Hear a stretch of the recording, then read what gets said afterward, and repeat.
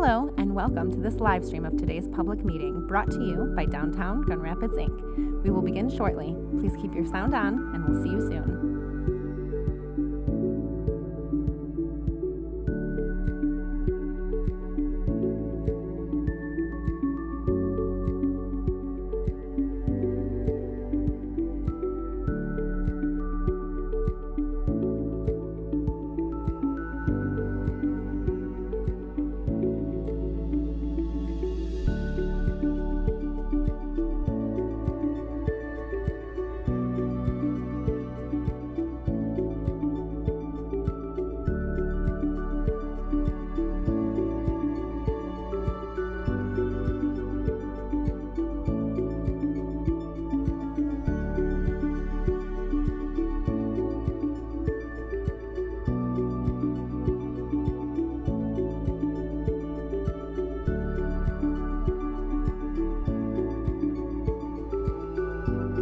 Hello, and welcome to this live stream of today's public meeting brought to you by Downtown Gun Rapids, Inc.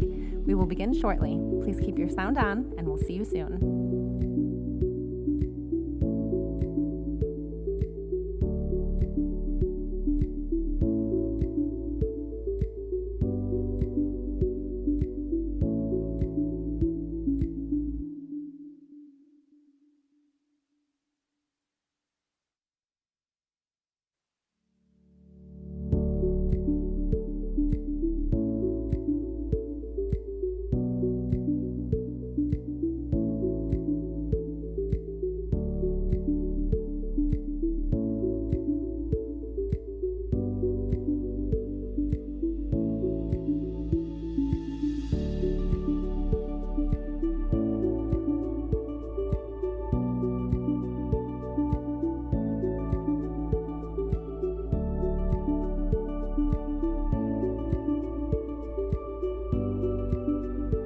Hello, and welcome to this live stream of today's public meeting brought to you by Downtown Gun Rapids, Inc. We will begin shortly. Please keep your sound on, and we'll see you soon.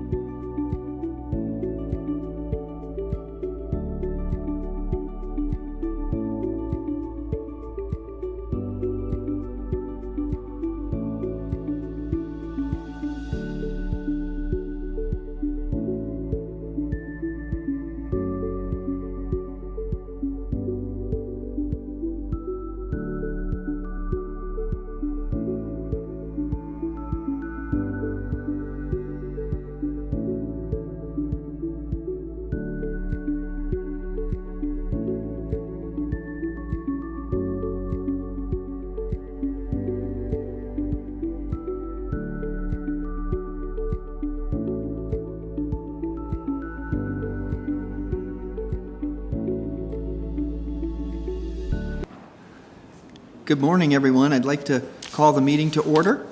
Thank you all for coming and participating today.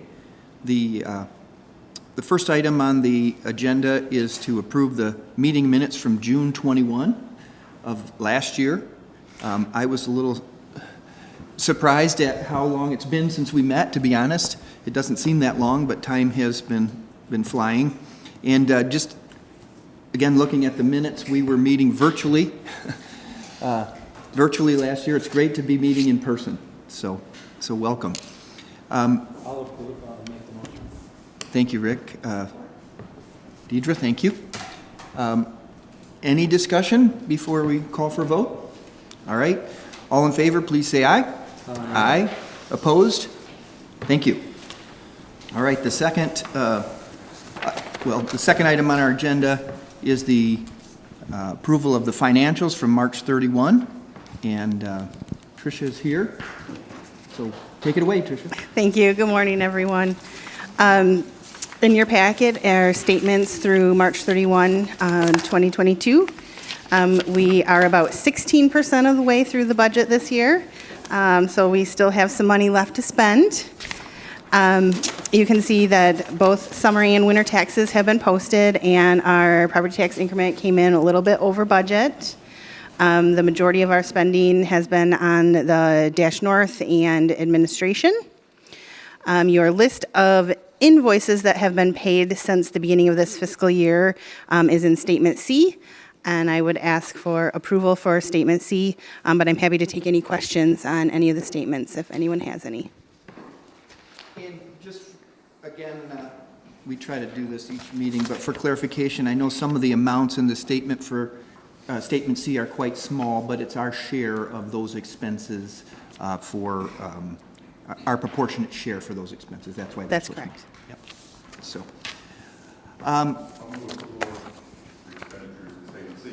Thank you, Jim. Support. Thank you, Rick, for support. Is there any discussion, any questions, any? No, I'd just like to say, I should have said it in DDA, but I love the format of what you've done here. Good. Thank you, Rick.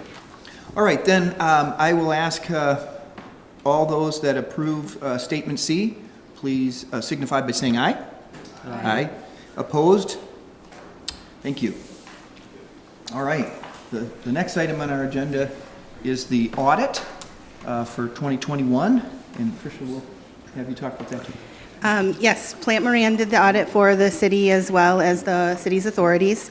We did receive a clean, unmodified opinion, which is the highest and best opinion that we can receive from the audits. There was no disagreement with management or anything like that. They were able to get all the information they needed to do a thorough audit. If you go into the audit packet, it's on page 3 of the PDF. I think is probably the best place to look. You can get a nice little condensed statement of your assets and liabilities, and on the next page of your revenues and expenses, just showing the changes year over year. So we ended the year with a $2.2 million fund balance, about 5% higher than where we ended the year before. Nothing too exciting happened in 2021 as far as these statements are concerned. We did pay off our flood wall debt, as well as all of the capital assets that the Monroe North TIFA held were all fully depreciated last year. So I'm happy to take any questions if anyone has any. I'll move acceptance of the audit. Thank you, Rick. Do we have support for the audit, acceptance of the audit? Support. Thank you, Deidre. Any questions or discussion from the board? All right, all those in favor of accepting the audit, please signify by saying aye. Aye. Aye. If you're opposed, thank you. Thank you, Tricia. All right. Next up is, I think it's, Andy, are you up to talk about the equity framework for the river? I am. Wonderful. Good morning, everybody. Good morning. Yeah, I'm here to invite your consideration of an investment to develop an equity framework and plan of action to guide river corridor revitalization. The funds, if approved, would match some significant funding approved by the DDA last month. We meant to bring this all to you last month, but here we are today. So maybe just a little bit of background before we kind of get into some of the specifics. As you all are aware, we've been working on a river governance process for the corridor. Deirdre sat on a preliminary sort of exploratory process we had to come around some recommendations. That process essentially recommended a handful of things. One was to establish a new nonprofit organization. That process is underway with a founding board. A component of that is to also establish a recreational authority. We're in conversations with community partners on what that could look like, but would be a significant potential funding source for the sustainability of this project. And then there were a few planning things that were recommended. One was an investment framework for the corridor, and really getting smart about the public and private investments and how we're sequencing those, basically from Millennium to Riverside Park. There was some planning around community engagement and communications that is underway with WMCAT and the Community Catalysts, and we'll know more about that this summer. And then a third critical piece of this was the idea of developing an equity framework and plan of action. And this really came out of a lot of the exploratory process around the governance conversations in two respects. One, we did a lot of survey nationally of communities with projects like this that have developed organizations and networks and community partnerships like we aspire to, And in each of the leading cities, I would say, that we identified and reached out to, the value of proactively developing goals, strategies, metrics around equity was very clear, and strongly encouraged by some of these experts in other places that have been doing this for several years. The other thing that we learned as we were having more local conversations is that there was broad support for equity generally in Grand Rapids and Kent County. When we really get into the conversations, and particularly around the river corridor, there is not common understanding about what we mean by equity, how it plays out in the river corridor, what the goals and the strategies are, and importantly, what the metrics are, and how we're tracking progress on what we might define equity to be. So coming out of that process, we got started on some of those preliminary organizing efforts. We also very quickly developed a work group who put together a request for qualifications and distributed that, looking for some professional expertise that could help guide us through this conversation. We got a number of responses and reviewed that with our group. They selected a team of Angel City advisors paired with Estelano advisors. Those are two Los Angeles firms. Also paired with Kamai Strategies, which is a local firm that will help us out on a lot of the local engagement stuff. And then I just wanted to highlight a couple other things that we did differently in this selection process than we typically do with sort of consultant selection. Because this is such a critical conversation for our community, we want to build support and trust in the process. We did a couple of things after we identified those firms as prospective consultants. One was we organized a couple of virtual phone calls last summer and invited a number of people, primarily equity leaders, neighborhood leaders, to participate in those conversations. It was really an opportunity just to introduce the consultant team, their perspective, and then allow community members to just share feedback and ideas about priorities that could help inform a conversation here. We also, building on those conversations, invited the consultant team to spend a couple of days here at the end of last summer. And they did a number of interviews. They might have spoke with some of you while they were here.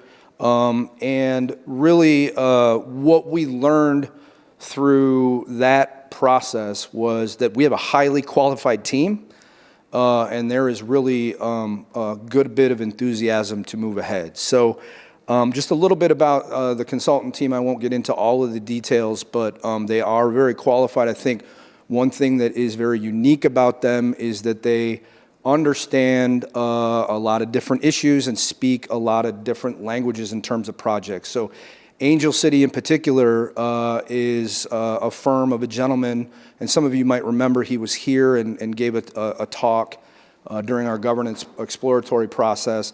He helped start up and lead the campaign to revitalize the LA River in Los Angeles, which is a campaign that continues to this day. So he has extensive background in river redevelopment, real estate redevelopment, water quality, and all these types of things.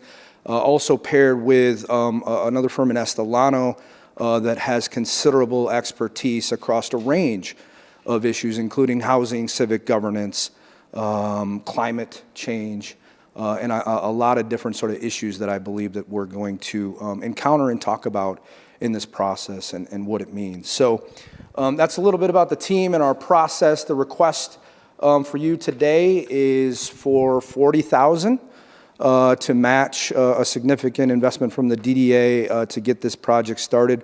We are in some preliminary organizing conversations with that consultant team. We'll be establishing an advisory board, sort of a project steering committee that leads the effort.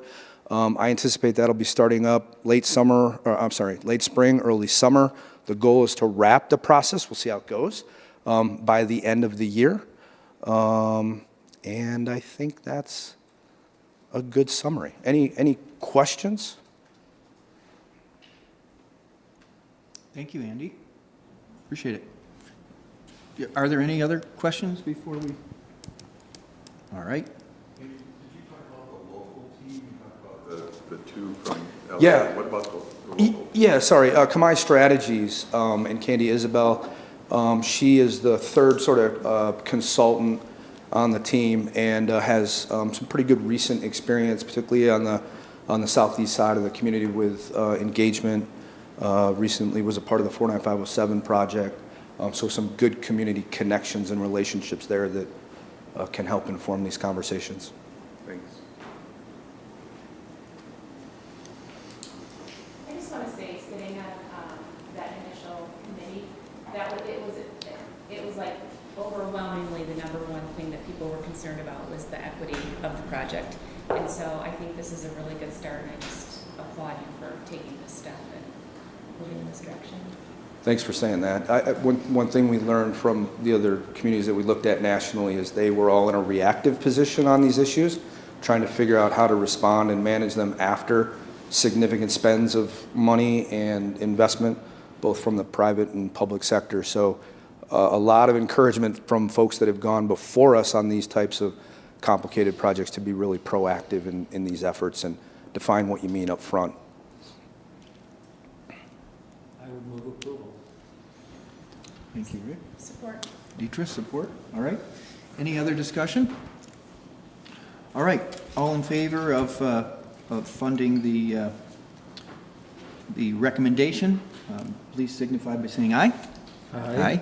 Opposed? Same sign. Thank you. Thanks all. Appreciate it, Andy. All right. The next item is our 2023 budget presentation. Yes. And Tim, you got Yeah, that I'm one? gonna start it out. In fact, I think I'm gonna carry this one. Do you have a clicker over there? No, that's all right. Are you okay advancing that? Or do you want me to? Okay, thank you. Budget. Okay, so fiscal year 23. Hard to believe that we're already here, but reminder, this is our annual process. We are seeking your approval and recommendation to the City Commission for your FY23 budget. We did include the 5-year priority plan in your packet, just to give you a snapshot of what we're looking at. The one thing I always like to remind people when we're talking about the TIFA is the actual geography that we are within. I think it's often pretty natural to think everything north of 196 is the area we're talking about, but for the TIFA, we're just looking at that sliver north of 6th Street in Newberry up to Coldbrook, coming down Ione there. Yeah, it's we have to do it every time. Next slide, please, Amanda. So I think in the budget, and I'm of course happy to dive into anything if you all have questions, but highlights are a lot of the same priorities that we've been working toward over the previous years are included. This year, as Andy just touched on, we do see a lot of progress and potential in the river corridor, both on the governance side. We're also hopeful that permits come through for Whitewater. And so you'll notice in FY24 and 25, we do show the TIFA contribution toward the Whitewater project. And then obviously street infrastructure, as some of those projects continue to happen with Spectrum going in, Beaumont Health, Spectrum Health going in just to the south of our boundary. There's quite a bit of road work happening, and the TIFA does participate in some of those.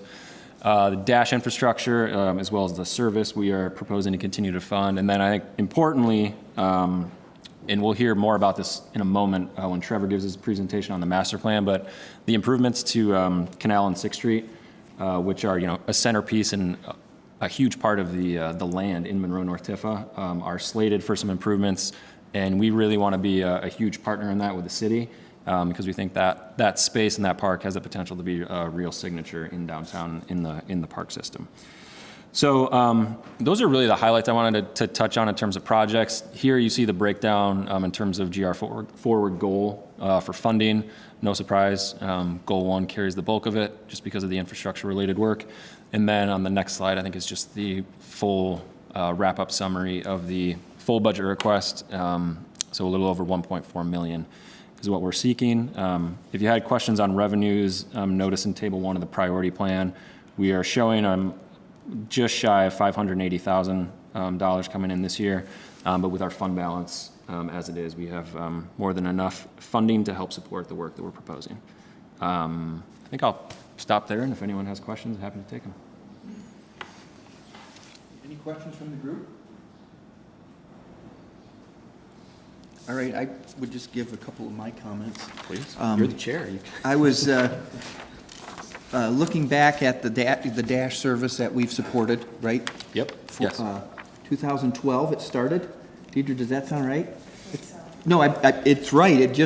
A lot of time has passed. It's been a great asset for Monroe North and the connectivity to downtown and the center city.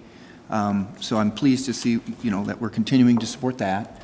The parks, the parkland, as Tim said, if you think about the boundaries of the Monroe North Tifa, it's almost the entire north to south boundary along the river. Yep. So it's great that we're reinvesting in that, and we're interested to hear Trevor's presentation. I think that's next. So it's very consistent with our mission, the budget, and with what we've been doing. So those are my comments. I would entertain a motion, or if there's any other discussion. I'll move approval. Thank you, Rick. Do we have support? Thank you, Jim. All right. Any last discussions before I call the vote? All right. All in favor of the budget for 2023, please signify by saying aye. Aye. If you're opposed, the same sign. Thank you. Motion's carried. All right. So now the good stuff. Trevor, I think you're up.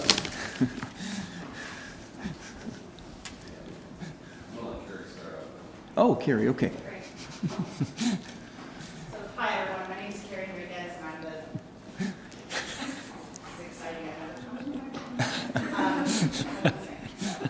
name is Carrie Enriquez, I'm the project manager for the Grand Rapids Parks Department, and I just wanted to start by thanking you all for allowing us to come and present on the informational item here for the improvements to Canal and 6. So a little bit of background, we're in the last year of construction projects for our 2013 millage. And originally when we were looking at Canal, it was the playground. That was the big focus for us because that playground surfacing has failed. Every year for the past couple of years, we've had to come in and do a little bit of patchwork on it. And it's a very, uninspiring space as well. So what we've been looking at is, ways to improve that.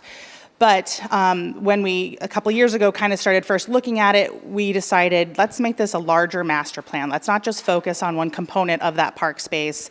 Let's, once the River for All projects came in and we had the 555 Monroe development, we're like, let's develop a master plan that goes all the way from 196 up to the north side of Canal. So that's what Trevor is going to present to you today. And we've been working on it for months. With COVID, I feel like everything has been, extended out, but we've had, private meetings, specifically focus groups with Embassy Suites, City Built, Spectrum, who else? MSU, the Monroe North Business Associates. Is there someone else? Linear. Maybe someone else. Oh gosh. Yeah. Okay, I think I got everyone. The residents too, yes. So we've developed this master plan, and for us, our focus is still the playground because that is something that is past its life cycle right now. So it's something that we're focusing on with our millage funding, and also our focus for moving forward is the Canal Park specifically, just because that has the least amount of unknowns. The Monroe North area, that 555 site is still used now for you guys. Well, not you guys, but DDA and DJI does an amazing job of programming that space. And some of it is going to be utilized by the River Restoration for staging and for some other items. So we're obviously not going to be making, permanent improvements there now. There's also the potential for flood bond funding for this. So the city, we've got our 100-year floodplain protection along this area, but to get FEMA accreditation, we need that 3 feet additional of freeboard.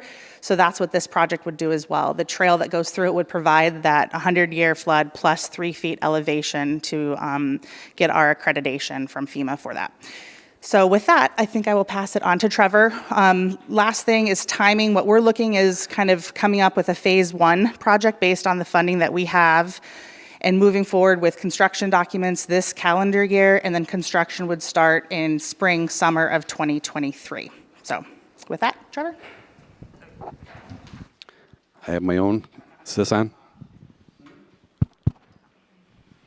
Can everybody hear me? Okay.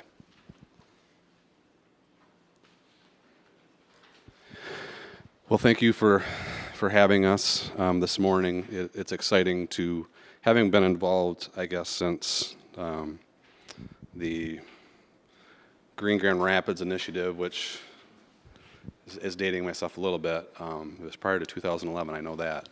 But working through that process in its infancy, seeing the growth of the city, seeing the growth of DGRI, the Parks Department, working through the River for All process, a very broad city initiative with a lot of stakeholder engagement and input that wrapped up in 2018.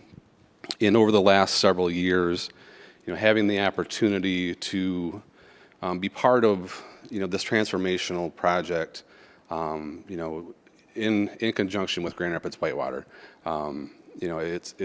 it's a blessing for us to be involved in these things. So we're excited to be here today to talk about 6th Street and Canal Park. As Carrie mentioned, so part of this was understanding the immediate needs from the Parks Department, but having discussions with other city officials, DGRI, there's a desire to have a more robust planning initiative that looks at both of these parks together and how they interface with the work that was done in River for All. Some of you have probably seen the priority site plans that came out of that would have really essentially been to redevelop 555 site once the in-river work was completed. So we have this high-level input through several planning processes, GR Forward, the River for All, the Parks Strategic Master Plan that has gone through as well. So we have this baseline understanding of the needs and the foundational elements. But as we got into this process and reached out specifically to the stakeholders, Deidre, thank you for kind of shepherding that process, working with Monroe Business Association, getting us in front of stakeholders like Carrie mentioned, City Built, some others along the corridor, as well as the Parks Department reaching out and doing separate input with the actual residents of the area. So out of that process, there's really there's a lot of input. So there's a lot to digest in terms of what people want to see happen in both of these parks. But if we step back and we look at it more of these plans as a master plan and a physical framework. So before we talk about the programming and the details of all the different things that will happen in these parks, those conversations, back to what Andy was talking about, those are much deeper conversations in more detail, specific about the types of programming, the things that are offered there, how it's used, how it's maintained. So what we wanted to get an understanding of is based on these principles, these high-level principles, developing a master plan, the physical framework of what these parks could be. And so those would be, in no specific order, but flood protection and resiliency. The parks need to be raised 3 feet to meet that FEMA accreditation, which Carrie mentioned. The edges, we all know how the river fluctuates. It's very what we call flashy. So you can be at a summer low and you can be 8 feet up in a matter of days, right? And that's primarily due to decades and decades and centuries of the city squeezing those edges to where we essentially have a canal going through the city. Connectivity with the Grand River, the neighborhoods and cities. So right now, most of the connectivity in both of these parks is north-south. There's not a lot of east-west connectivity into the neighborhoods or the businesses, with a few exceptions, and there is absolutely no connection to the actual river. So we have a flood wall along that entire east bank. There is one exception down by Linear where it's carved out, but working through River for All, working through all those processes, and what we've heard over and over and over again is the ability to have equitable access to the river and out of the river once the Whitewater project comes through.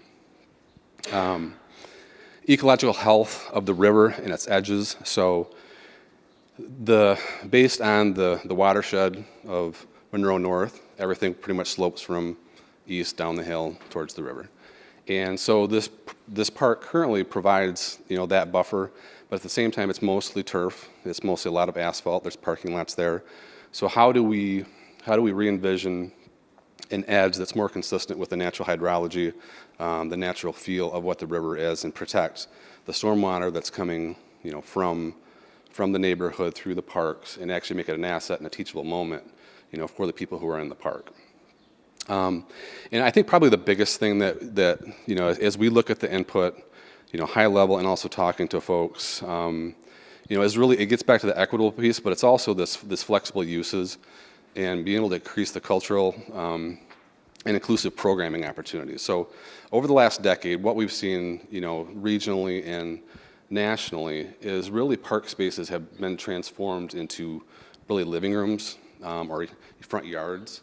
It's less about building permanent features and more about providing opportunities for programming. So different types of events, that the spaces should be flexible to account for potential privately run programs, whether that's, city built, the tent, being able to utilize that space as part of an extension of their business, other being able to do yoga, as Spectrum Health comes down into that neighborhood, the opportunity for health and wellness yoga classes from the Parks Department. So whether it's music, fishing, look at both of these parks in a way that creates opportunities for those things to happen.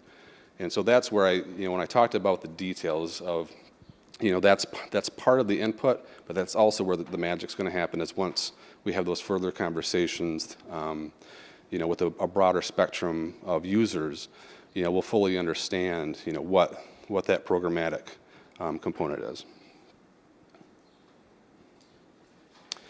So flood resiliency, I think most people here are very familiar with that flashiness and how the river comes up and down.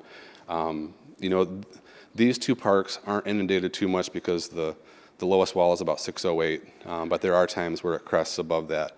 But there are obviously other parts of the city here in Anabalon Park. It does not have a pond in the middle of it. That's actually the river. This is actually the +3 flood barrier that was put in several years ago, maybe 5 years ago, to protect everything downstream this way.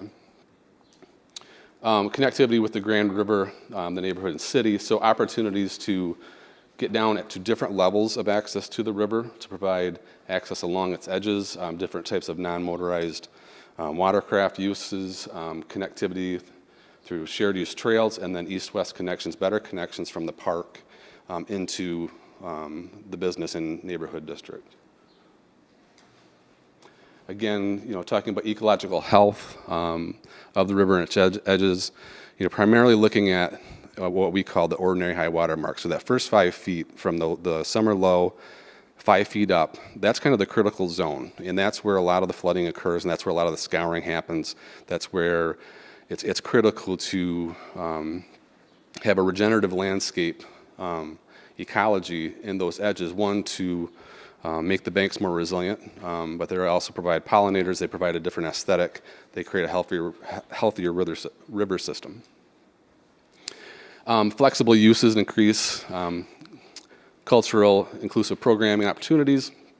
So this could mean a lot of different things. And these are just images, but they could be prescriptive to different types of programmed uses. So providing more shelters and opportunities for communities to come together within the parks. Right now, there's currently not a very large shelter. There's a couple of mini shelters along through there.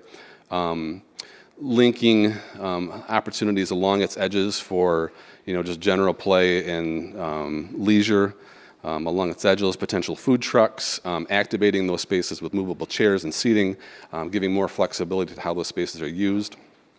And then the play components, whether it's it could be skateboarding, it could be boulder climbing, it could be a lot of different things. And then looking at ways to provide structures there that one could be iconic, but really provide a multiple range of services. So it could be a recreation hub that supports bicycle infrastructure, canoes and kayaks for the river, yoga classes, restrooms, maybe concessions, and then small venue spaces depending on the size. So looking at features that provide different levels of opportunities.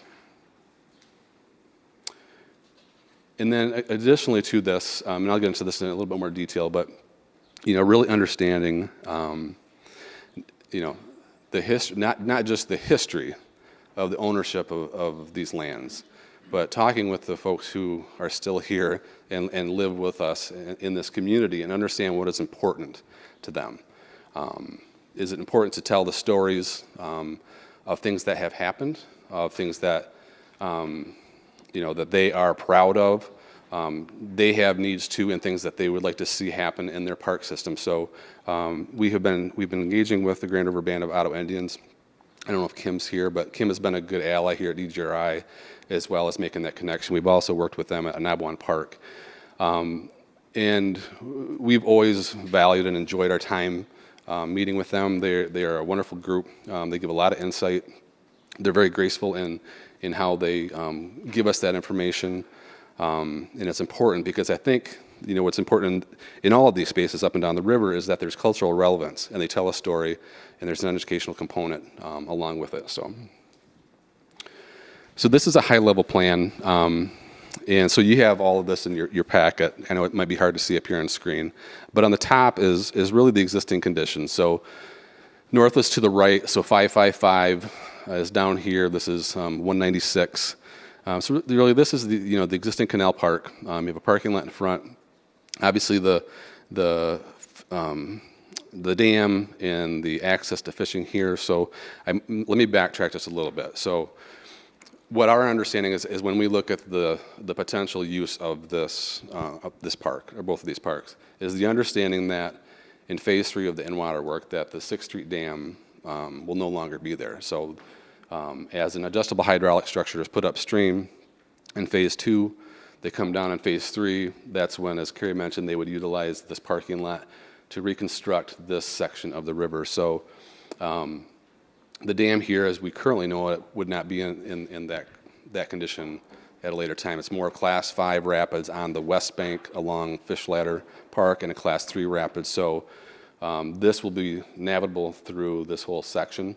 Obviously, the speed and the flow of the river will be different through here. It'll look much different than it does today. So just understanding that as I kind of walk through this. The surface parking lots here that are primarily used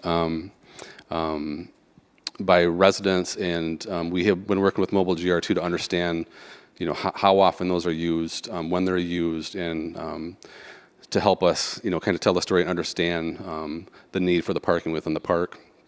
And then within Canal Park down here, really the only spot that has access to the river currently is this location down here. So I'll walk through both of these parks quickly here, just to give a high-level overview of this, this physical framework and opportunity in both parks. But let's start in 6th Street Park. Starting at the south end here, and through our conversations with the, looking through the high-level input and also with the stakeholder groups, was understanding the importance of river activities versus Monroe Street or business activities within these parks. So the biggest thing to note is, this salmon-colored line here. This is a new 14-foot wide shared use trail. Currently within the parks, there is a trail there, but there's a lot of different branches, and it's hard to discern exactly what that north-south major artery is through the parks. This also becomes the highest point in the park. So this is that 100-year flood plus 3. So currently, if Monroe Avenue is at elevation 612, currently there's a big berm here along this edge that's around 613, 614. This new path is raised 3 feet, so this is up around 617. And in these options, what we're proposing is in this section here, which is connected to the new Whitewater and the river, is that you have full access of the river. The blue represents the portion of the flood wall that would be cut down to the water's edge. So this is fully accessible along this edge, both if you're in the park or if you're in the river, coming to this location. And then we begin to terrace the site up. So the site is done in layers, so you have really the accessible zone here along the river. You have this mid-tier, this mid-level program terrace in this area. And then you have this upper terrace here that really adjoins to Monroe. And so this large green space, which could house a lot of different events, would be attached, more towards the Monroe frontage. And then here along the highway where it's more noisy, and this is one of the things that came out of River for All in conversations with DGRI and the skating network, was that this is an ideal site for for a skate park. It's roughly 15,000 square feet. It's got that kind of, cool, hip, urban edge with the highway. It fits nicely in that corner, so that provides an opportunity for at least that type of programming. Here in the middle, if everyone remembers the original plan for this site that came out of River for All, this mixed use or this multi-purpose shelter pavilion recreation facility is actually shown to the south of the existing consumer substation. So we understand, and even back when River for All was done, that, boy, wouldn't it be nice if that wasn't there. We understand that there is possibilities that could still happen. So for planning purposes, we wanted to understand what this site would look like and how it could be used if that substation was not there. If that substation never leaves, then you can still move this back to the south. So this facility, as we're showing, is more of that multi-purpose. So on the south side, it's for those larger events. Could be upwards of 4,000 people there. If everyone remembers the Eddie Festival that came as part of Art Prize in 2018, I think it was, 16, where they had the mobile tent out there. There's around 4,000 people, and the site worked well for that. So this is roughly 2 times the size of Rosa Park Circle, just to give you a scale. But on the back side of that, that could be more of this day-to-day program space, whether it's yoga, whether it's health classes, whether it's potential concessions, food trucks, food courts, programmed events, so that you have this multi-purpose pavilion kind of at the spine here, and the ability to use both sides simultaneously in different scales. As we move north of here, you'll notice that the existing parking lot that's here is gone. And part of that is twofold. One is to create more usable, flexible space in the parks, that the open space is a higher and better use than surface parking lots along the Grand River. The other part is that based on that 3 foot of elevation and the width of the parks, we need distance to create that elevation and provide this flood protection here while still having universally designed access that meets down here. So we're using those parking spaces to create more green space, more active and programming area, but also using that for grading and to provide that 3 foot of additional buffer. Moving into Canal Park, so really at Newberry Street, the 6th Street Bridge, not a lot changes through here. Through the section of Landmark Lofts, their property, their parking lot. We're limited with the amount of space between there, but we would create that larger, wider, 14 wide share use trail that would still act as the flood protection. It would wind its way closer to Monroe here to open up this flexible programmed open space. It would then reconnect down here, and once you get past Linear, or essentially where that walk comes around that connects to the Monroe North Street Church. Generally, all the trail north of there is at the flood protection, so we don't need to raise any of that. So that demonstration site that was done several years ago, a couple years ago, that currently meets that. So really, everything south of there is where it needs to be raised.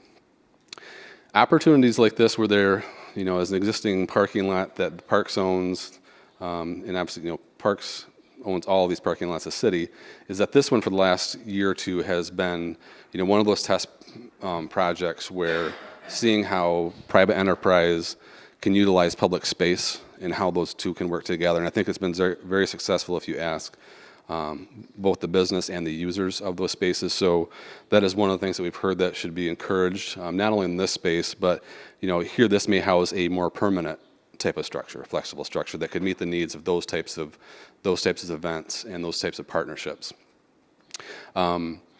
As Carrie mentioned, so the existing playground currently lies here. And if I switch to the existing condition, there's a lot of walks. There's a lot of berms in that area, and it's really one structure.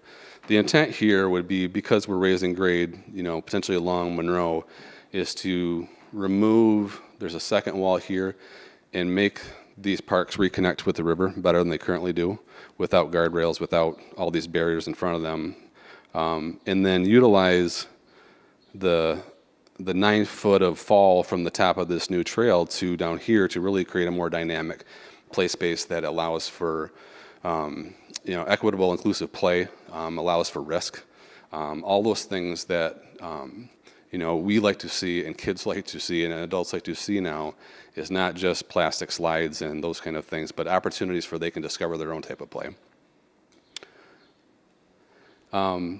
Wrapping up here, so as we start to advance the plan, as Carrie mentioned, we call it the priority area. So we're looking at the entire master plan, but then out of that comes a priority area project.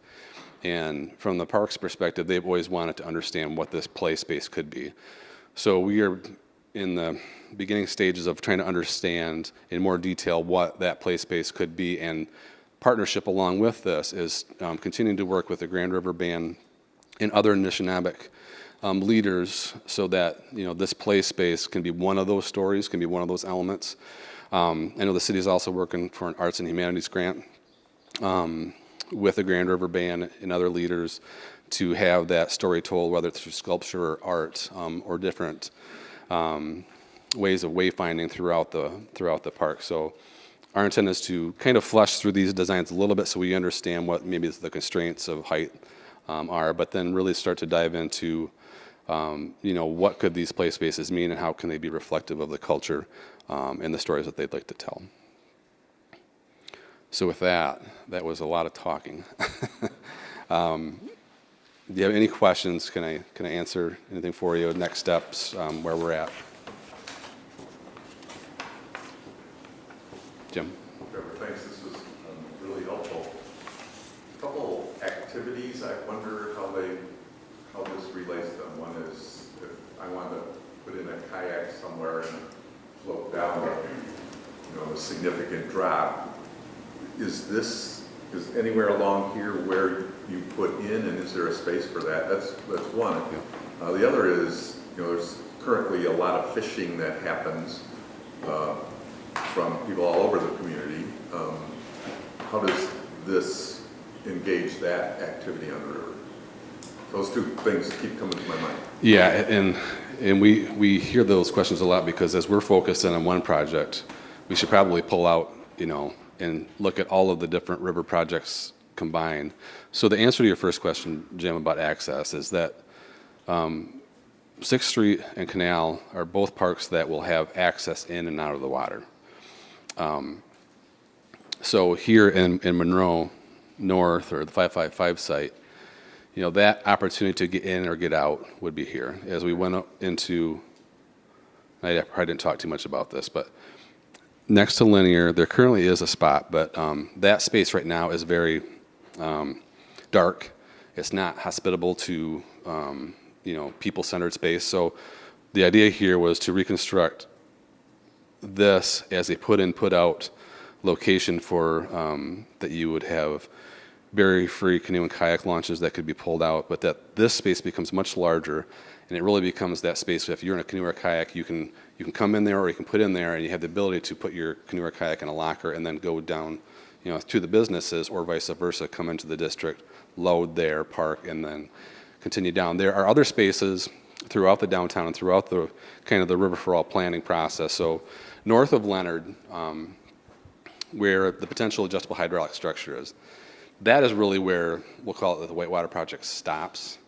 So north of Leonard, actually across from our office, the old water filtration building, that's a site that's been dedicated for an actual put-in. So if you started there, you would float down, or you could go all the way down through downtown to Wealthy, actually keep going all the way to Millennium Park. There's no dam, there's no, and it would be until you get to about this location, though, that you would really start to feel and understand the rapids. The rapids aren't going to extend from Fulton all the way up to north of Leonard.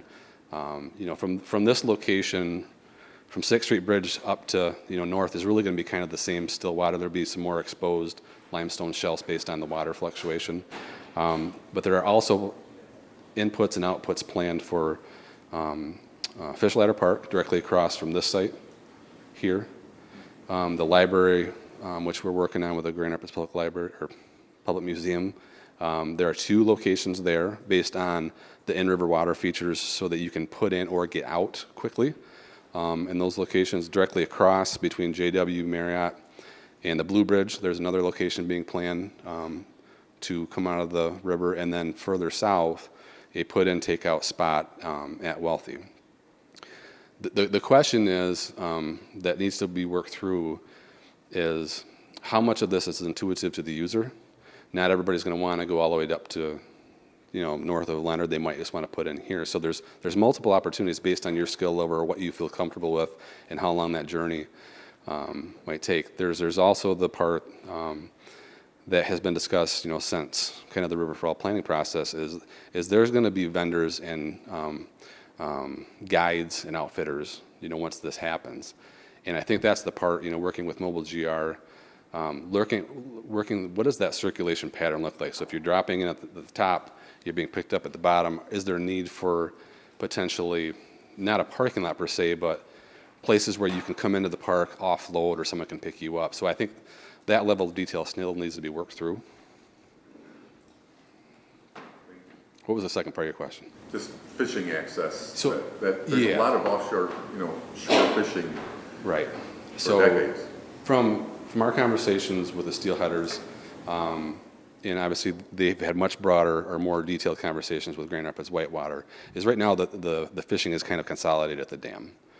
With the new geology, with the dam being gone, there's going to be greater opportunities for the type of fish and the areas of which you can fish within the river. For example, one of the better places to actually fish is down by the museum if you're looking for smallmouth. So it provides greater opportunities both for boats to get through because you don't have to deal with a dam, but it won't be a concentration of fishing right at a dam anymore. I'm wondering less about sport fishing and Okay. more about kind of recreational folks that come down, spend the afternoon, currently hang a pole over the edge of the current wall. Sure. Will there be opportunities like that along here? Yeah. Not a walleye, obviously, but Yeah, so there's several areas that, that could be called, that we're calling out as, opportunities at the edge. So through this section of Canal Park, the outside wall remains with the exception of being carved down here. There's this location, which reaches over the river. There's this location that reaches over the river. This location here currently has a guardrail and a wall and then turf behind it, so you can't actually access the wall. So areas like this of actually providing more opportunities to get to the edge. Here, currently there's no access unless you're sitting on the grass and you want to throw over the top of this rail. The existing walk kind of comes through here. There's a shelter and there's a bunch of landscaping at this location. So here, this broad kind of open area, this could be used for fishing and gathering here. And then obviously you have this whole stretch here, which currently is a flood wall, which would now have access right down to the shore for fishing.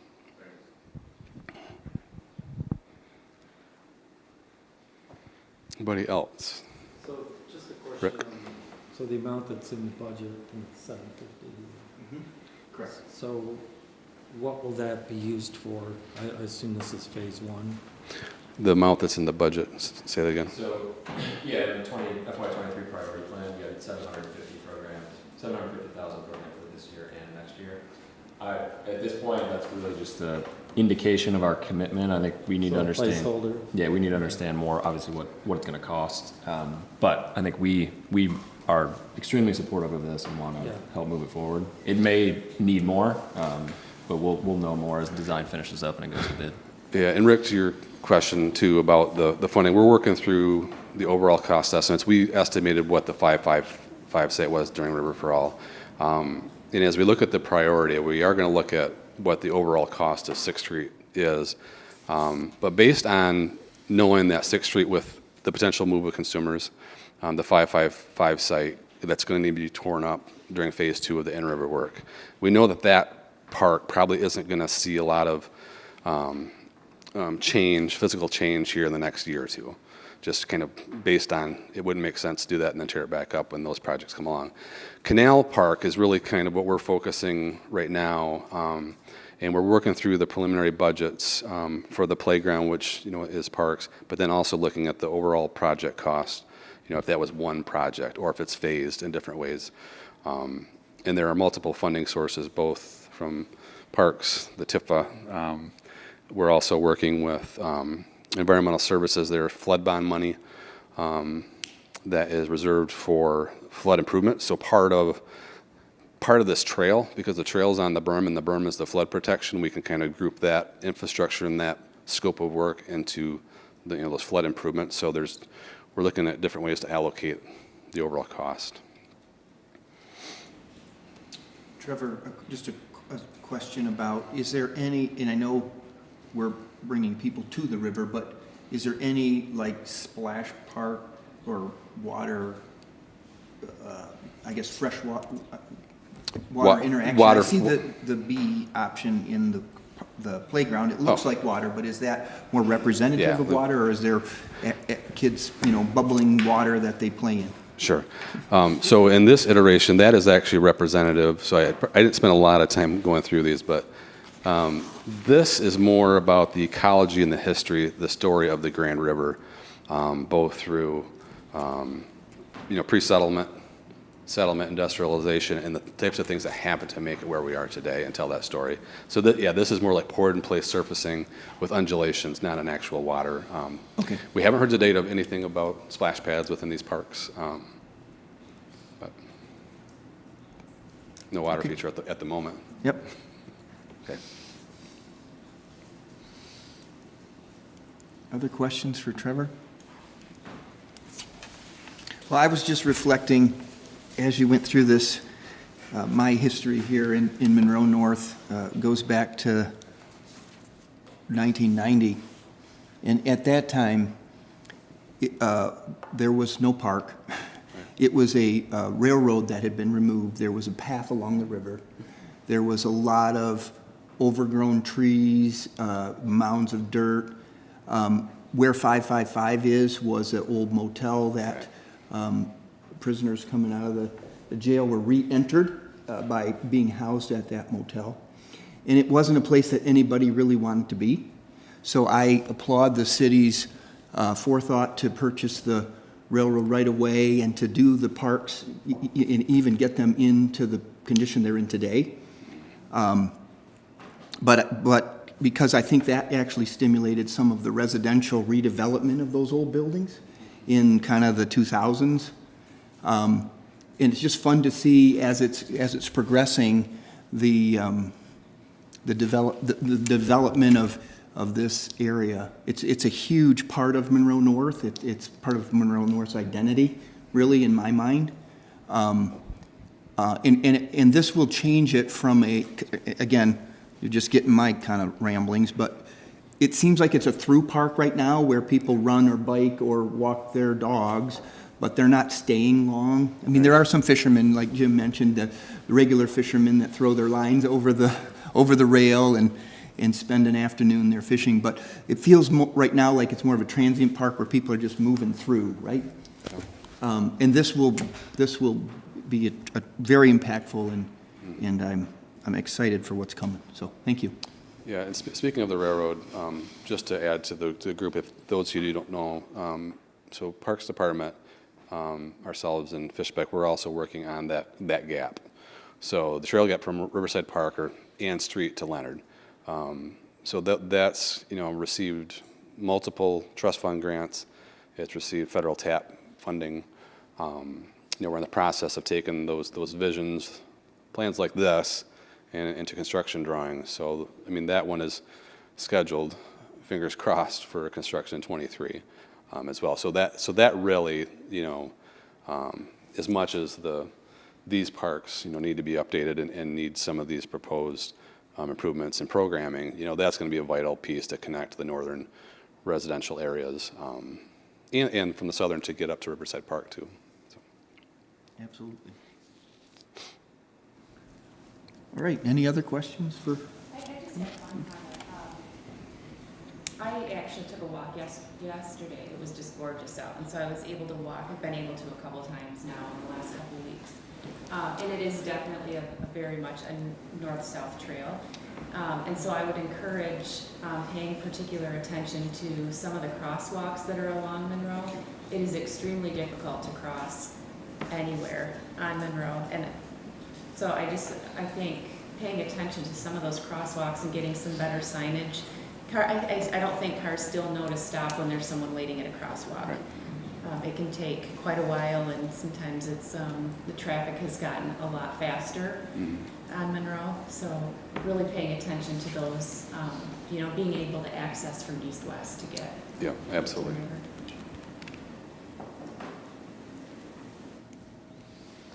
All right. Well, thank you, Trevor. All right, thank you, everybody. Appreciate it. Thanks, Trevor.